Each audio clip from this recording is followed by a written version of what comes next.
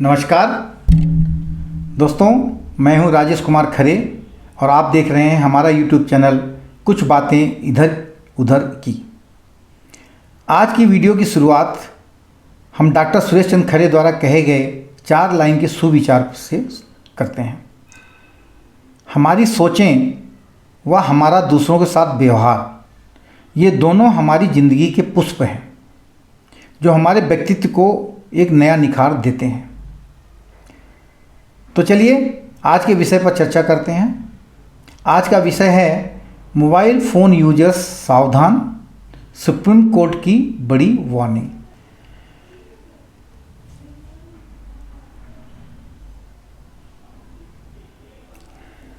आज के इस दौर में पूरे विश्व में शायद ही कोई ऐसा हो जो मोबाइल फ़ोन का इस्तेमाल ना करता हो। और तो और लोग खाना भूल सकते हैं, माताएं अपने बच्चों की फीडिंग का समय भूल सकती हैं, लेकिन मोबाइल फ़ोन चलाना नहीं भूल सकते। और यही कारण भी है कि भारत में फ़ोन में बात करते करते सड़क पर चलना, चाहे वो वाहन के थ्रू हो चाहे पैदल हो, एक्सीडेंट का बहुत बड़ा कारण है। बहुत सारी दुर्घटनाएं ऐसी होती हैं जहां फ़ोन में बात करते करते चलते हुए लोग दुर्घटना का शिकार हो जाते हैं और अपनी जान गंवा बैठते हैं। अपने देश में, भारत में जो मोबाइल फ़ोन निर्माता हैं, उनके द्वारा जो डाटा उपलब्ध कराया गया है उससे पता चलता है कि हमारे देश की 140 करोड़ जनसंख्या के ऊपर 400 करोड़ से ज़्यादा मोबाइल बिक चुके हैं। यानी प्रति व्यक्ति कम से कम 3 मोबाइल आप मान के चलिए। आप सड़क पर निकल जाएं अपने घर से, आप पाएंगे कि 99% लोग मोबाइल फ़ोन को यूज कर रहे हैं, चाहे वो पेमेंट के लिए हो, सड़क में किनारे बैठे ठेले वाले हों, सब्जियां बेचने वाले ठेले वाले हों, रिक्शा चालक हों, फूल माला बेचने वाले हों, फल फ्रूट बेचने वाले हों, वो सब मोबाइल फ़ोन का इस्तेमाल करते हैं और ख़ासकर पेमेंट के लिए, पेमेंट ऐप के लिए तो ज़रूर करते हैं। तो आज का विषय मोबाइल फ़ोन नंबर तथा सोशल मीडिया प्लेटफॉर्म के बारे में है कि कैसे आपकी थोड़ी सी लापरवाही आपके भविष्य को खतरे में डाल सकती है। अभी कुछ समय पहले यानी 2 नवंबर को ऑनरेबल सुप्रीम कोर्ट ने मोबाइल यूजर्स या कहिए सभी सोशल मीडिया यूजर्स को एक वार्निंग जारी की है, जिसे सभी मोबाइल व सोशल मीडिया प्लेटफॉर्म को यूज करने वाले लोगों को जरूर जानना चाहिए। सुप्रीम कोर्ट ने अपने जजमेंट में कहा है कि अपनी प्राइवेसी को बचाकर रखना यूजर्स की खुद की जिम्मेवारी है। आगे बढ़ने से पहले मेरी आपसे एक रिक्वेस्ट है कि अगर आपको मेरा यह वीडियो कंटेंट कुछ यूज़फुल लगे तो इसे लाइक कर दें, साथ में अपने दोस्त यारों को शेयर कर दें जिससे उनको भी ये सूचना, ये जानकारी मिल सके। और अगर आप पहली बार हमारे इस चैनल को देख रहे हैं तो इसको सब्सक्राइब कर दें और साथ में सब बगल में दी गई बेल आइकन को दबा दें, जिससे कि आगे आने वाली वीडियो की नोटिफिकेशन आपको समय पर मिल जाए। वास्तव में एक PIL सुप्रीम कोर्ट में एडवोकेट राजेश्वरी जी द्वारा डाला गया था, जो कि जस्टिस संजीव खन्ना और जस्टिस SVN भाटी की बेंच में सुनवाई के लिए लिस्टिंग हुई थी, जिसमें ऑनरेबल सुप्रीम कोर्ट से यह आग्रह किया गया था कि वह टेलीकॉम अथॉरिटी को यह दिशा निर्देश दे कि वह सुनिश्चित करें कि एक बार यदि किसी यूजर्स को कोई मोबाइल नंबर किसी सर्विस प्रोवाइडर द्वारा अलॉट कर दिया गया था तो उस नंबर को किसी कारणवश अगर वह बहुत समय तक यूज़ न हुआ हो और सर्विस प्रोवाइडर उसको किसी दूसरे यूजर्स को अलॉट करने जा रहा हो या अलॉट कर दिया हो, तो वह उनको ऐसा दिशा निर्देश जारी करे कि वह नंबर किसी और को कभी भी अलॉट न किया जा सके। एडवोकेट राजेश्वरी जी का कहना था कि उस मोबाइल फ़ोन नंबर पे पिछले यूजर्स की बहुत सारी जानकारी पड़ी हो सकती हैं, जैसे कि उनके प्राइवेट फ़ोटोज़ हो सकते हैं, प्राइवेट चैट्स हो सकती हैं, फ़ोनपे का इंस्टॉलेशन भी हो सकता है, UPI नंबर हो सकता है, पेमेंट डिटेल हो सकती है, बैंक OTP हो सकती है, किसी सरकारी या प्राइवेट डॉक्यूमेंट में वह नंबर रजिस्टर हो सकता है, जैसे कि आधार कार्ड में रजिस्टर हो सकता है और वो उसने चेंज कराना वो आदमी भूल गया हो और अगर वो किसी दूसरे को अलॉट हो जाता है तो वो उसको मिसयूज कर सकता है। खासकर उन सोशल मीडिया प्लेटफॉर्म यूजर्स के लिए जिन्होंने अपना मोबाइल नंबर पिछले 3 महीनों से यूज़ नहीं किया है और कोई एक्टिविटी नहीं की है, जिसके कारण सर्विस प्रोवाइडर कंपनी ने वह नंबर उनसे छीन कर किसी दूसरे को अलॉट कर दिया है, तो ऐसे लोगों के लिए ज़्यादा प्रॉब्लम्स हैं। और यह लागू किस में होता है? यह प्रीपेड मोबाइल नंबर पर लागू होता है, जो कि आपको या तो रिलायंस जियो ने इशू किया हो, या वोडाफोन ने इशू किया हो, एयरटेल ने इशू किया हो, BSNL ने इशू किया, यानी जो भी सर्विस प्रोवाइडर हैं। बेसिकली देखा जाए तो जो भी आपको सिम कार्ड मिलता है वो फ्री में मिलता है।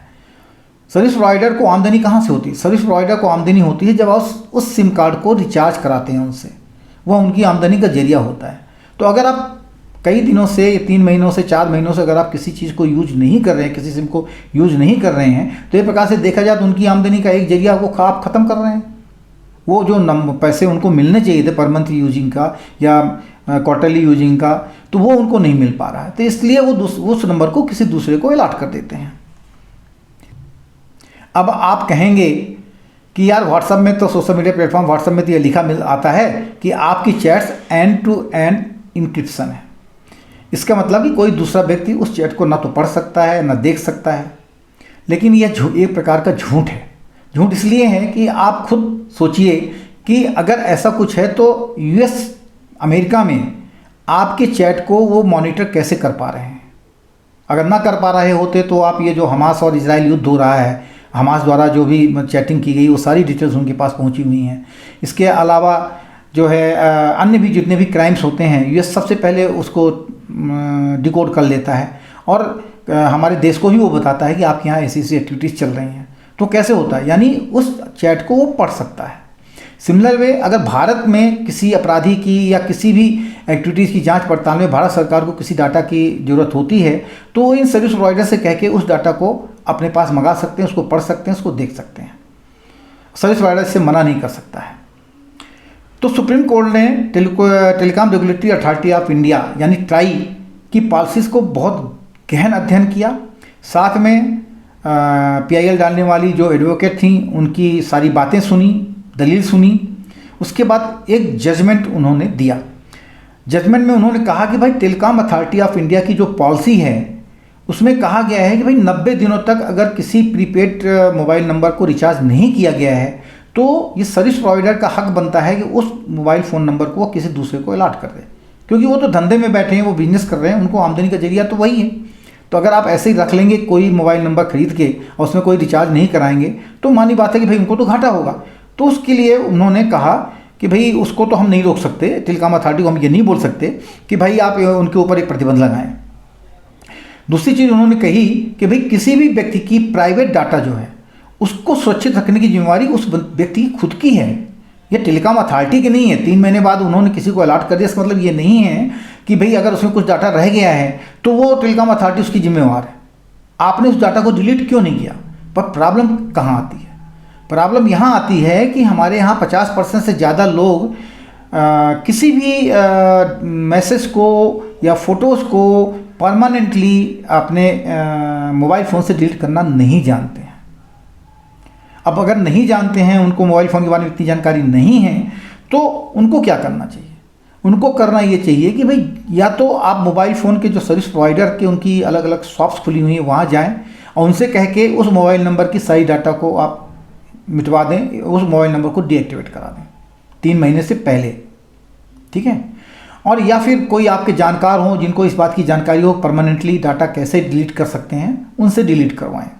लेकिन ये जिम्मेवारी सुप्रीम कोर्ट के अनुसार ये जिम्मेवारी केवल यूएस की है। टेलीकॉम अथॉरिटी या आपका सर्विस प्रोवाइडर इसकी जिम्मेवार बिल्कुल नहीं है। चाहे वो कोई भी सर्विस प्रोवाइडर हो सकता है, रिलायंस जियो हो सकता है, आपका वोडाफोन हो सकता है, एयरटेल हो सकता है, BSNL हो सकता है, कोई भी हो सकता है, वो उनको जिम्मेवार सुप्रीम कोर्ट नहीं मानती है। हमने कुछ टेस्ट अपने लेवल पे भी किया है। टेलीग्राम चैनल एक ऐसा कह लीजिए कि टेलीग्राम प्लेटफॉर्म एक ऐसा प्लेटफॉर्म है जहाँ पे सिम द्वारा अगर आप अपनी सिम को चेंज करके किसी दूसरे मोबाइल फ़ोन में डाल देते हैं तो भी टेलीग्राम को डाउनलोड करने पे वो आपकी सारी डाटा रिकवर हो जाती है। लेकिन व्हाट्सएप और अन्य सोशल प्लेटफॉर्म जो हैं उनमें हमने चेक तो नहीं किया है, बट जो हमें पता चला है सर्च करके कि वो आपके गूगल अकाउंट से जुड़े होते हैं। तो जब तक किसी को आपके गूगल अकाउंट की एक्सेस नहीं मिलती है, अगर आपका मोबाइल नंबर किसी और को अलॉट हो भी गया है और वो अगर आपके गूगल अकाउंट को एक्सेस नहीं कर पा रहा है तो आपकी उन सोशल मीडिया की कह लीजिए डिटेल्स उसको पुरानी नहीं मिल पाएंगी। तो वहाँ तो ठीक है, और इवन व्हाट्सअप की पॉलिसी यह कहती है कि भाई 120 दिनों तक अगर आपने व्हाट्सअप नहीं चलाया है, मोबाइल फ़ोन यूज नहीं किया है, तो 120 दिनों बाद वो अपने आप ही आपकी सारी डाटा को आपके व्हाट्सअप नंबर से डिलीट कर देते हैं। लेकिन अन्य प्लेटफॉर्म के बारे में हमें उतनी जानकारी नहीं है, ये थोड़ा सा रिसर्च आपको भी करना पड़ेगा। एक जजमेंट और उन्होंने इस संदर्भ में दिया कि मोबाइल वो था मोबाइल नंबर रिवोकेशन लिस्ट। ये क्या है? मोबाइल नंबर रिवोकेशन लिस्ट वह लिस्ट है जो कि हर फाइनेंशियल इंस्टीट्यूशन के पास होती है उनके अपने कस्टमर की। अगर आपने अपने मोबाइल नंबर को बैंक में रजिस्टर्ड करा, अपने वो खाते से रजिस्टर्ड करा रखा है केवाईसी के थ्रू, तो वह नंबर उनके पास ट्रैकिंग में है। अब यह आपकी जिम्मेवारी बनती है, उनका कहना है कि आपकी जिम्मेवारी बनती है कि आपकी बैंक डिजिटल फाइनेंशियल इंस्टीट्यूशन की जो revocation mobile number revocation list है उस पर आप अपना नंबर चेंज करवाएं। कैसे चेंज करवाएंगे आप जो है, अगर आप किसी नंबर को डिस्कार्ड कर रहे हैं, नहीं यूज कर रहे हैं, तो आपको बैंक की केवाईसी दोबारा करानी चाहिए। बैंक जाके, बैंक जो भी चाहे जिस बैंक के हों, आप चाहे प्राइवेट बैंक हो चाहे सरकारी बैंक हो, वहाँ जाके अपने केवाईसी अपडेट कराइए और अपने मोबाइल नंबर को उसमें चेंज कराइए। अन्यथा हो सकता है कि कहीं कोई आपके साथ बैंक फ्रॉड ना हो जाए। इसके अलावा एक और डॉक्यूमेंट है जहाँ से आपको हर हालत में अपना मोबाइल नंबर निकलवाना चाहिए, वो है आधार कार्ड। अगर आपका मोबाइल नंबर आधार कार्ड में लिस्टेड है और आपने उस मोबाइल नंबर को यूज करना बंद कर दिया है, वो किसी दूसरे को अलॉट कर दिया गया है, तो आपके साथ बहुत बड़ा फ्रॉड हो सकता है। क्योंकि बहुत सारे आपकी जो चाहे फाइनेंशियल हो चाहे जो भी हों, अन्य डॉक्यूमेंट्स वगैरह भी जो भी हैं, वो बहुत सारे आधार कार्ड से लिंक होते हैं। इवन आपका ITR भी आधार कार्ड से लिंक होता है। तो आप इस बात का विशेष ध्यान रखें कि अगर आप किसी फ़ोन नंबर को डिस्कार्ड कर रहे हैं या फ़ोन नंबर आपसे गुम गया है और किसी दूसरे को अलॉट हो गया है, तो ऐसी स्थिति में हर हालत में आधार कार्ड में अपना फ़ोन नंबर चेंज करवा लें। आप ऊपर दी गई साइट पर जाकर अपने पुराने फ़ोन नंबर को ट्रैक कर सकते हैं। अगर वो किसी और को अलॉट हो गया है तो ट्रैक कर सकते हैं। स्क्रीन पे आपको वो दिख रहा होगा जो साइट है, वहाँ पे जाके, और ये देख सकते हैं कहीं ऐसा तो नहीं कि आपके पुराने फ़ोन नंबर को कोई आपके नाम से ही यूज कर रहा हो और बाद में वो मिसयूज हो जाए। अगर आपको मेरा यह वीडियो यूज़फुल लगा हो तो इसे लाइक अवश्य कर दें, अपने दोस्त यारों को भी शेयर कर दें जिससे उन तक भी ये जानकारी पहुंच सके। और अगर आपने अभी तक इसको सब्सक्राइब नहीं किया है मेरे इस चैनल को, तो कृपया इसको सब्सक्राइब कर दें। बहुत अच्छी अच्छी खबरें हम आपके लिए इस चैनल में लेकर आने वाले हैं। स्कैम के ऊपर पूरी एक सीरीज़ हम ला रहे हैं, सात पार्ट इसके हैं, 7 पार्ट्स हैं, जिसमें एक पार्ट हमने पहले ही वर्क फ्रॉम होम के ऊपर दे दिया है, जो आपको दिखा होगा। अगर आपने अभी तक नहीं देखा है तो उसकी लिंक जो है मैं अपने डिस्क्रिप्शन में दे रहा हूँ, तो उसको ज़रूर देखें। बहुत अच्छा उसमें बताया गया है। और आप एक बेल आइकन दिया हुआ है बगल में, उसको ज़रूर दबा दें अपने फ़ोन में, सो दैट कि हमारी अगली वीडियो की नोटिफिकेशन आपको जल्द मिल जाए। जय भारत, जय सनातन।